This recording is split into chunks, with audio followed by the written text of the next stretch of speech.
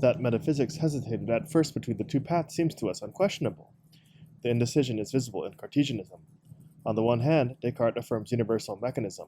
From this point of view, movement would be relative, and as time has just as much reality as movement, it would follow that past, present, and future are given from all eternity. But on the other hand, and that is why the philosopher has not gone to these extreme consequences, Descartes believes in the free will of man.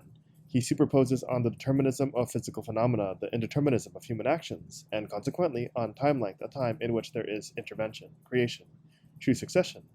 This duration he supports on a God who is unceasingly renewing the creative act, and who, being thus tangent to time and becoming, sustains them, communicates to them necessarily something of his absolute reality.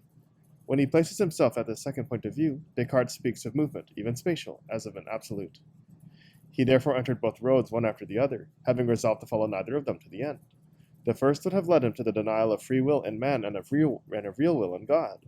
It was the suppression of all efficient duration, the likening of the universe to a thing given, which a superhuman intelligence would embrace at once in a moment or in eternity. In following the second, on the contrary, he would have been led to all the consequences which the intuition of true duration implies. Creation would have appeared not simply as continued, but also as continuous.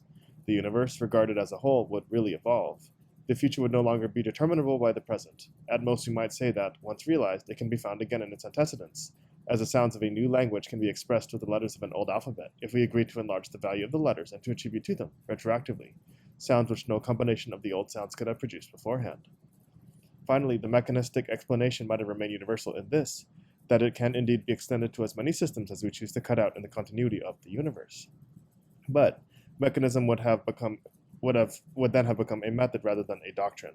It would have expressed the fact that science must proceed after the cinematographical manner, that the function of science is to scan the rhythm of the flow of things and not to fit itself into that flow.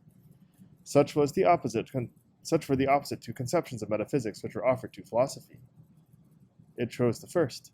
The reason of this choice is undoubtedly the mind's tendency to follow the cinematographical method, a method so natural to our intellect, and so well adjusted also to the requirements of our science, that we must feel doubly sure of its speculative impotence to renounce it in metaphysics. But ancient philosophy also influenced the choice. Art is forever admirable. The Greeks created a type of supersensible truth, as a sensible beauty whose attraction is hard to resist. As soon as we incline to make metaphysics a systematization of science, we glide in the direction of Plato and of Aristotle, and, once in the zone of attraction in which the Greek philosophers moved, we are drawn along in their orbit.